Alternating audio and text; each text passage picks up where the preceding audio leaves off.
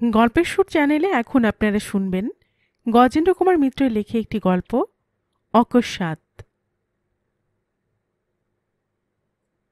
প্রকাণ্ড উঠান মধ্যে, তাহার চারিদিক ঘিরিয়া সারবন্দি ঘর, কতকটা ব্যারাকের মতো। ঘরের সম্মুখে হাত চারেক চওড়া বারান্দা, তাহারে খানিকটা করিয়া ঘেরা ভাড়াটেদের রান্নার জন্য। ঘরের জানালাগুলি বড়, হাওয়া বাতাস যতদূর সম্ভব আসিতে পারে। ঘরের মধ্যে অসংখ্য তাক কুলুঙ্গি আছে এবং সর্বাপেক্ষা বড় কথা, ভাড়া কম। এসব লোভনীয় সুবিধার জন্যই বাড়ির 13 ঘর ভাড়াটে নাকি নড়িতে চায় না। বাড়ি সবসময় ভর্তি থাকে। বাড়ির ভাড়াটেগুলিও মন্দ নয়। একটু যা গোলমাল যদু ভট্টাচার্যের বিধবাকে লইয়া, তাহার ভীষণ সূচিবায়ুর জন্য। তিনি কলে গেলে আর নড়িতে চান না। কিন্তু সময় অসময়ে বাকি 12 ঘরের ভাড়াটেদের ওই একটিমাত্র মানুষের কাছে টাকার জন্য হাত পাতিতে হয় বলিয়া সকলকে সে অসুবিধাটা মানিয়া লইতে হয়। কেবল মানিকবাবুই মাঝে মাঝে গোলমাল করেন। তাহার অনেকগুলি ছেলে মেয়ে, জলের খরচটা তাহারই বেশি, কিন্তু কল তিনি প্রায়ই পান না। মাঝে মাঝে খেপিয়া গিয়া ঘরের মধ্য হইতে বলেন, ভাড়া আমরা সকলে সমান দিচ্ছি, অথচ একজনের জন্য সকলের অসুবিধে সহ্য করব কেন? ওর যতটুকু ন্যায্য পাওনা ততটুকুর বেশি জল ওকে কি জন্য দেব? ভট্টাচার্য গিন্নিও সমান তালে জবাব দেন, মর, আমার ন্যায্য পাওনা দেখাতে এসেছে। ঘোষালদের এই ব্যারাকে কত ভাড়াটে এলো, কত ভাড়াটে গেল, কিন্তু অমুক ভট্টাচার্যের পরিবার ঠিক আছে। আজ ওর চোখ রাঙানির ভয়ে কল ছেড়ে দিতে হবে নাকি? না পোষায় দুহাত অন্তরে জানা। কিন্তু বিবাদটা বেশি দূর যায় না, কারণ মানিকবাবুর মনে পড়ে ছেলে মেয়েদের অসুখের সময় ভট্টাচার্য গিন্নি ছাড়া উপায় থাকে না। এহেন বেড়াকে একদিন একখানি ঘর খালি হইল। প্রভাস রক্ষিত আর তাহার স্ত্রী যে কোণের ঘরটিতে থাকিত, একদিন দেখা গেল তাহারই বাহিরের দিকের জানালায় টুলেট টাঙানো রহিয়াছে। প্রভাস রেলে কাজ করিত। সহসা রঙ্গপুরে বদলি হওয়াতেই এই বিপত্তি। ঘটনাটি লইয়া জল্পনা কল্পনার সীমা রহিল না। নতুন ভাড়াটে কেমন হইবে তাহারই আলোচনায় অন্য ভাড়াটেরা মুখরিত হইয়া উঠিল। কিন্তু বেশি দিন তাহাদের দুশ্চিন্তা ভোগ করিতে হইল না। ঘর খালি হইবার 3য় দিনের দিন সকালেই একটা রিকশায় একটা বিছানা আর একটা ভাঙা সুটকেস চাপাইয়া যতীন আসিয়া হাজির হইল। উজ্জ্বল গৌরবর্ণ, মাথায় একরাশ ঝাঁকড়া চুল, বয়স বোধ করি 27-28-এর বেশি হইবে না। কিন্তু মুখে বহুকালে রাত্রি জাগরণ কিংবা অন্য কোনো অত্যাচারের ফলে যেন এ বয়সেই বার্ধক্যের ছায়া পড়িয়াছে।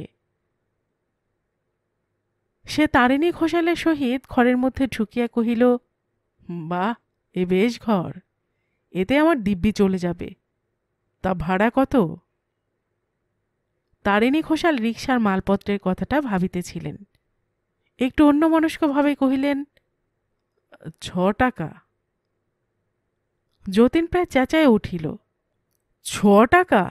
বলেন কি? 4 টাকা।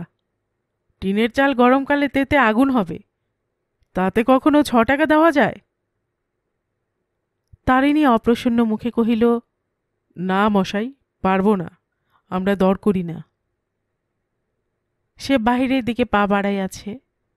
এমন সময় তার ডান কনুইটা ধরিয়া এক টান মারিয়া যতীন ঘরের দিকে ফিরিয়া লইল।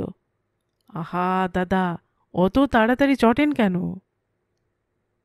তাহার পর পকেট হইতে একটা 5 টাকার নোট বাহির করিয়া তারিণীর হাতের মুঠোর মধ্যে গুজিয়া দিয়া কহিল, এই নিন, হলো তো? মিছিমিছি ঝগড়া করে ভাড়াটে খোয়াচ্ছিলেন আর কি। বিস্মিত ঘোষাল কিছুক্ষণ কথা কহিতে পারিল না। তারপর ব্যস্ত হইয়া কহিল, এসব আপনি কি বলছেন? 6 টাকায় রেট আমাদের, তার কম নিতে পারব না। যতীন অদ্ভুত একটা হাত মুখের ভঙ্গি করিয়া কহিল, কেন মশাই ব্রাহ্মণকে সকালবেলা নিরাশ করবেন? ব্রাহ্মণের আশ্রয়ে ব্রাহ্মণ সন্তান এসে পড়েছি, তার এই দেওয়াটা কি ভালো হবে? কি হবে একটি টাকাতে আপনাদের? নিন নিন, রসিদ লিখে দিন। তারিণী কহিল, ঘর কখন দখল করবেন তাহলে? যতীন কহিল, বিলক্ষণ, করব কি, করেছি, ওই তো মাল আমার রিকশাতে। তারিণী আরো বিস্মিত হইয়া কহিল, তার মানে মেয়ে ছেলেরা কই? যতীন কহিল, নেই, বেশ আছি দাদা, একলা মানুষ, ওসব ঝঞ্ঝাটে কি যেতে আছে। তারিণী নোটটা বাড়াইয়া ধরিয়া কহিল, আপনার টাকা ফিরিয়ে নিন, আপনাকে ভাড়া দিতে পারব না। যতীন বিস্মিত হইয়া কহিল, তার মানে? তারিণী মুখখানা বোদা করিয়া কহিল, আমার সমস্ত গেরস্থ ভাড়াটে, তার মধ্যে আপনি একলা পুরুষ, কি করে আপনাকে ভাড়া দিই? ইতিমধ্যে যতীন একটা সিগারেট ধরাইয়া ছিল, সেটা ঘরের মেঝেতে ছুঁড়িয়া ফেলিয়া দিয়া কহিল, হো, এই কথা, আচ্ছা, সেজন্য কিছু ভাববেন না, আমি সব ঠিক করে নিচ্ছি। বলিয়াই সে ঘোষালের উত্তরের অপেক্ষা মাত্র না করিয়া তাহাকে একরকম ঠেলিয়া উঠানে নামিয়া আসিল। তারপরে চিৎকার শুরু করিয়া দিল, কই গো, আমার মায়েরা সব কোথায়? ঠিক সে সময় ভট্টাচার্য গৃহিণী কলে আসিতেছিলেন। তাহাকে দেখিবা মাত্রই যতীন ঢিপ করিয়া ভূমিষ্ঠ হইয়া প্রণাম করিল। এই যে আমার যশোদা মা, মা, চিনতে পারছ না আমাকে? ভট্টাচার্য গৃহিণী অবাক হইয়া কহিলেন, না তো বাবা, কে তুমি?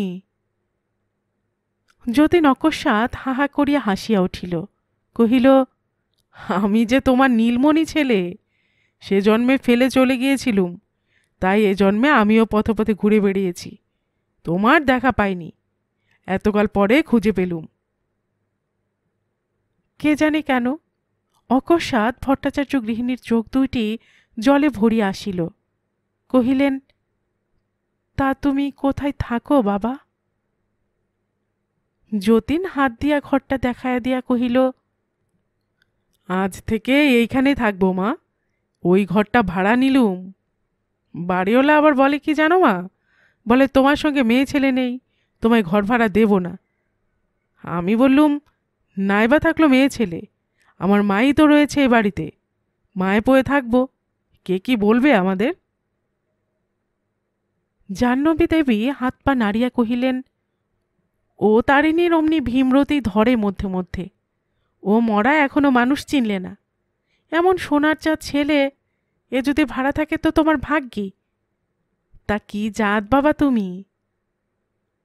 যতীন ফস করিয়া পাঞ্জাবির নিচে হইতে পৈতেটা বাহির করিয়া কহিল, বামুন মা, আমার নাম যতীন মুখুজ্জে। আরও খুশি হইয়া জাহ্নবী কহিলেন, আহা, বেশ বেশ, এক ঘর ব্রাহ্মণ তবু বাড়ল, ভালোই হল। ভেবে মরছিলুম তাই যে প্রভাসরা এতদিনের লোক, বেশ পটশোট হয়ে গিয়েছিল, আবার কে আসবে, কিরকম লোক, বনবে কিনা কে জানে। তা কি করো বাবা তুমি? যতীন কহিল, ছাপাখানায় কাজ করি মা, সারা রাত চাকরি করি, সারাদিন ঘুমোই, কোনো ঝঞ্ঝাট নেই। সে আর উত্তরের অপেক্ষা না করিয়া বাহিরে চলিয়া গেল এবং রিক্সা হইতে মালপত্র তুলিয়া আনিয়া ভাড়ার জন্য রিক্সাওয়ালার সহিত বকাবকি শুরু করিয়া দিল। বিয়বল তারিণী তখন উঠানে নামিয়া আসিয়া নিম্নস্বরে বলিল, তুমি তো ফস করে ওকে আশ্রয় দিলে মাসি, কিন্তু ওর ধরন ধারণ আমার ভালো লাগছে না, শেষকালে কি স্বদেশি হ্যাঙ্গামে জড়িয়ে পড়ব? চেনা নেই, শুনো নেই, আর একেবারে মালপত্র নিয়ে বাসে কেন? জাহ্নবী হাত পায়ের বিচিত্র ভঙ্গি সহ ফিসফিস করিয়া কহিলেন, যে যেমন লোকই হোক তারিণী, জানু বামুনির কাছে পার পাওয়া শক্ত। 3টি দিনে ওর নারী নক্ষত্র সব জেনে নেব, ও পালাবে কোথায়? তেমন বুঝি তো পুলিশে খবর দিলেই হবে। বিরস মুখে তারিণী কহিল, তাই যা হয় করো মাসি। অর্থাৎ যতীন থাকিয়া গেল। সে প্রত্যহ রাত্রি ৯টা নাগাদ বাহির হইয়া যায় এবং ভোর ৫টা নাগাদ বাড়ি ফেরে। আসিয়া স্নান সারিয়া লয়, স্টোভ জ্বালিয়া চা তৈরি করে, তারপর দৌড়ে খিল দিয়া বেলা 10টা পর্যন্ত ঘুমায়। 10টার সময় উঠিয়া পাশের গলির বিশ্বম্ভর ঠাকুরের হোটেলে ভাত খাইতে যায়, আবার 3টা পর্যন্ত ঘুম। তাহার পরে শুরু হয় তাহার জটলা। ইতিমধ্যেই বাড়িশুদ্ধ ভাড়াটের সহিত সে বেশ জমাইয়া লইয়াছে।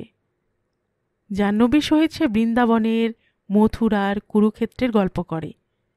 মুকুন্দবাবুর সহিত অফিসের সুখ দুঃখের গল্প হয়। ললিতবাবুর সহিত শেয়ার কেনেবেচার কথা আলোচনা হয়। মহেশ থিয়েটারে কাজ করে, সুতরাং তাহার সহিত চলে ফিসফিস করিয়া মেয়েদের গল্প। ছেলে মেয়েদের সহিত তাহার খুব ভাব। পকেট সর্বদাই লজেন জুসে বোঝায় থাকে বলিয়া সকলে তাহার অনুরক্ত। সুতরাং তারিণী সংশয় একরকম চাপা পড়িয়া গেছে। যতীনের পরিচয় বা ইতিহাস লইয়া কেহ মাথা ঘামায় না। তাহা ছাড়া সান্ত্বনা দিতে তাহার তুলনা নাই। মুকুন্দবাবুর মেয়ের বিবাহ হয় না, তাহাকে সে বলে, ভয় নেই দাদা, সামনের আষাঢ়ে যদি আপনার মেয়ের বিয়ে না হয় তো কি বলছি, দেখে নেবেন আমার কথা। ললিতবাবুকে বলে, সাউথ কারানপুরা এখন খুব কম যাচ্ছে বটে, কিন্তু চড়তেই হবে ওকে। ঠিক সময়টিতে আমি খবর দেব, 3 শেয়ারে 900 টাকা গুনে নেবেন 1 হপ্তার মধ্যে। মানিকবাবুকে বলে, এবারে রেঞ্জার্সটা আর কিনবেন না, ভাইসরয় কাপে আপনার নাম উঠবে পরিষ্কার দেখতে পাচ্ছি। সন্ধেবেলায় জাহ্নবীর ঘরের সামনের রকে আলতো বসিয়া সান্ত্বনা দেয়। কি হবে মা আপনার তীর্থ করে, শুধু শুধু পয়সা খরচ বই তো নয়, এখানে থেকে এতগুলো লোকের উপকার করছেন, এতে কি পুণ্যি কম হচ্ছে? ঘাড় নাড়িয়া জাহ্নবী বলেন, তাই তো, বলো বাবা। পোড়ার মুখ মানকে আবার বলে টাকা ধার দিয়ে সুদ নেন, ওতে আবার পুণ্যি কি? পরকালে গিয়ে নাকি আমার পেট থেকে ছুরি কাচি বেরোবে। যতীন ভাঙায়া বলে, ছুরি কাচি বেরোবে? সে বেরোবে ওই মানকের পেট থেকে। সুদ নিয়ে কটা লোক ধার দেয় একবার দেখ না। আমাদের অফিসে টাকায় 2 আনা সুদে টাকা ধার দেয় দারোয়ানগুলো, তাই বাবুরা তাদের কত হাতে পায়ে ধরে। জাহ্নবীর চোখ দুটি বড় বড় হইয়া ওঠে। টাকায় 2 আনা সুদ? বলিস কি বাবা? তাই পায় না, যতীন জবাব দেয়। 2-3 দিন পরে জাহ্নবী যতীনকে ডাকিয়া বলে, হ্যাঁ বাবা, তা ওই যে সব চড়া সুদের টাকা ধার নেয়, ওতে টাকা মারা যায় না তো? যতীন বলে, দেখে শুনে দিতে হয়, যাকে তাকে দিলেই কি হলো? আপনি যদি টাকা খাটাতে চান তো বিশ্বাসী লোক দেখে দিতে পারি, মাসটি কাবার হলে আসল আর সুদ পৌঁছে দিয়ে যাবে। জাহ্নবী চুপ করিয়া থাকেন, দোটানায় পড়িয়া জবাব দিতে পারেন না। কিন্তু 3 পরে যতীন যখন আসিয়া 5টি টাকা চায়, তখন ধীরে ধীরে বাহির করিয়া দেন। যতীন বলিয়া যায়, কিচ্ছু ভাবনা নেই মা, এ তো 7 দিন পরে মাস কাবার, 5 টাকা 7.5 আনা আমি নিজে আদায় করে দেব। 6 পয়সার বেশি কিছুতেই দিতে চাইলে না। সেবারে যতীন ঠিক নির্দিষ্ট দিনে টাকা ও সুদ পৌঁছাইয়া দিল। তারপর আবার 3 টাকা 2 টাকা করিয়া 3-4 জনকে টাকা ধার দিল। সে সুদও জাহ্নবী যথাসময়ে পাইলেন। ফলে জাহ্নবীর লোভ বাড়িয়া উঠিল। তিনি যতীনকে বলিলেন, আর আমি এবাড়ির কাউকে টাকা ধার দিচ্ছি না বাবা। 2 পয়সা করে সুদ দেবে, তার আবার কত লম্বা চওড়া কথা। এবার যা দেব সব তোর হাত দিয়ে।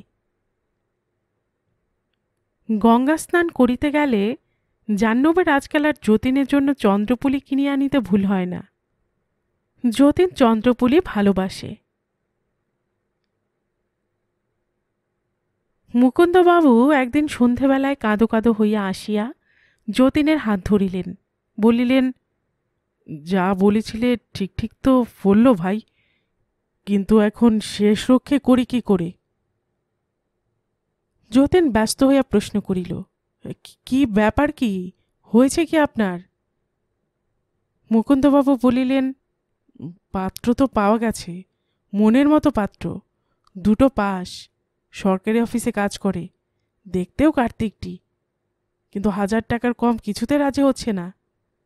মেয়ে তারা পছন্দ করেছে, গনপনও মিলে গেছে, এ অবস্থায় ছাড়তে ইচ্ছে করছে না, কিন্তু হাতে যে একটি পয়সাও নেই ভাই।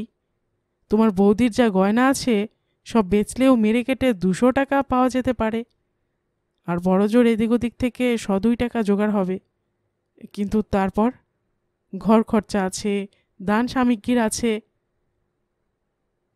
মুকুন্দবাবু জিজ্ঞাসু নেত্রে তাহার মুখের দিকে চাহিলেন। যতীন বিব্রত হইয়া বলিল, তাই তো, কি করবেন তাহলে? মুকুন্দবাবু তাহার হাত দুটি ধরিয়া পুনশ্চ কহিলেন, এ যাত্রা যেমন করে হোক বাঁচিয়ে দে ভাই, তুই ইচ্ছে করলে সব ঠিক করে দিতে পারিস, আমাদের বাঁচা।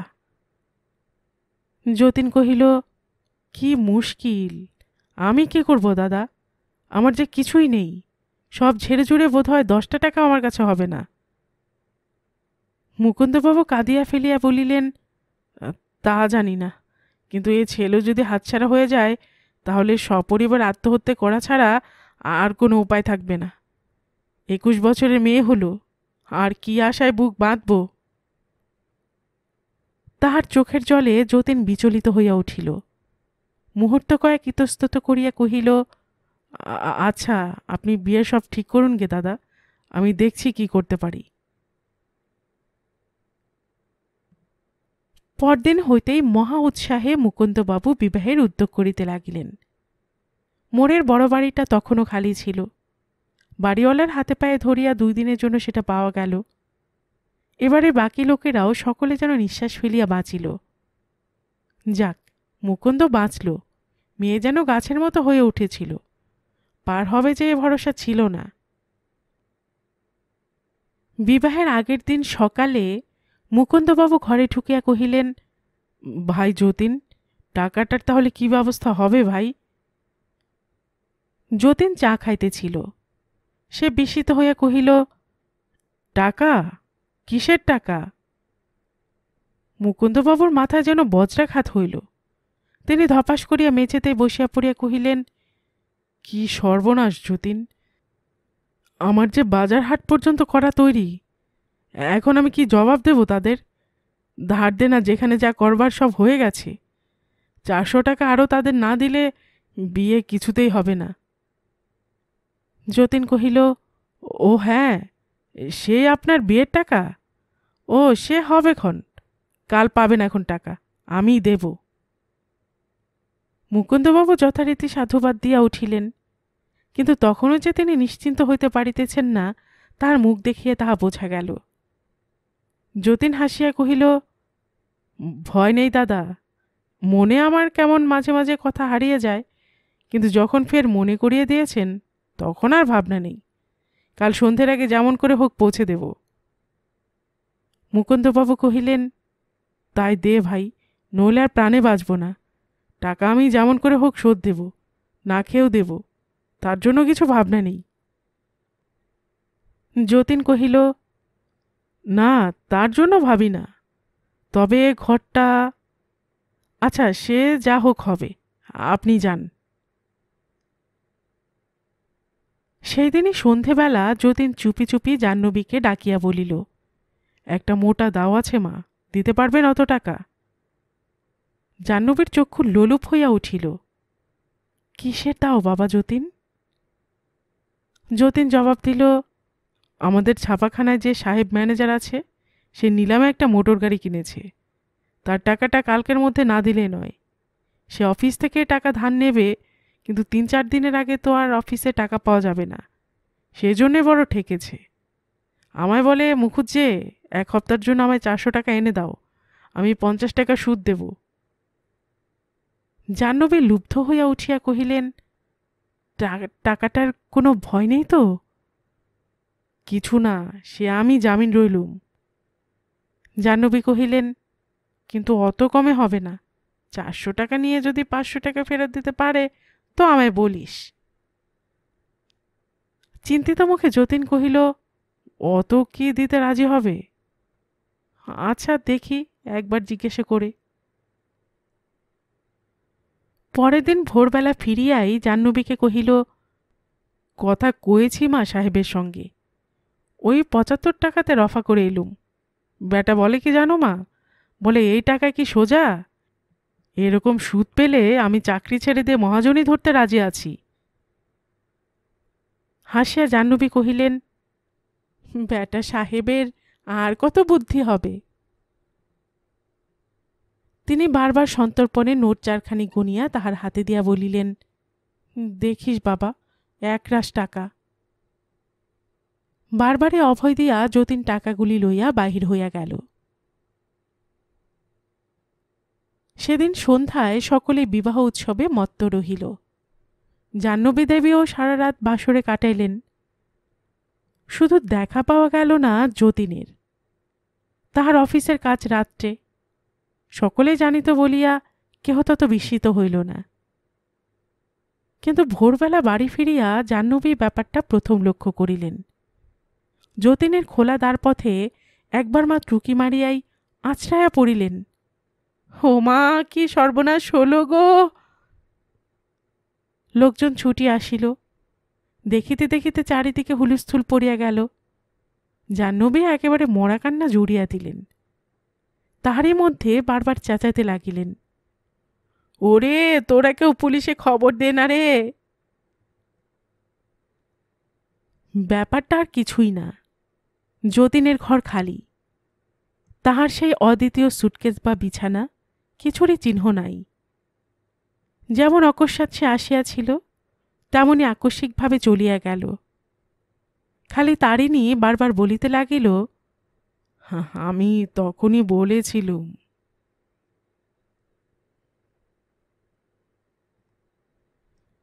গল্পের সুর চ্যানেলে এতক্ষণ আপনারা শুনছিলেন গজেন্দ্র কুমার মিত্রের লেখা একটি গল্প অকস্মাৎ। আর এতক্ষণ গল্প পাঠিয়ে আমি আপনাদের সাথে ছিলাম রোমানা নূপুর। আপনারা যারা গল্পের সুর চ্যানেলের গল্প নতুন শুনছেন, আপনাদের সুবিধার্থে একটি বিনীত অনুরোধ, যদি আপনারা আরও এমন গল্প শুনতে চান তবে নিচে সাবস্ক্রাইব বাটনে একটি ক্লিক করে রাখুন ও একটি লাইক করে রাখুন। এতে এই চ্যানেলের ভিডিওগুলি খুঁজে পেতে আপনাদের সুবিধা হবে। আর পাশে থাকা বেল বাটনটি চেপে রাখুন যাতে নতুন কোনো গল্প দেওয়ার সাথে সাথেই আপনাদের কাছে নোটিফিকেশন চলে যায়। সবসময় সবাই খুব ভালো থাকুন, সুস্থ থাকুন ও আনন্দে থাকুন, এই প্রার্থনা রইল।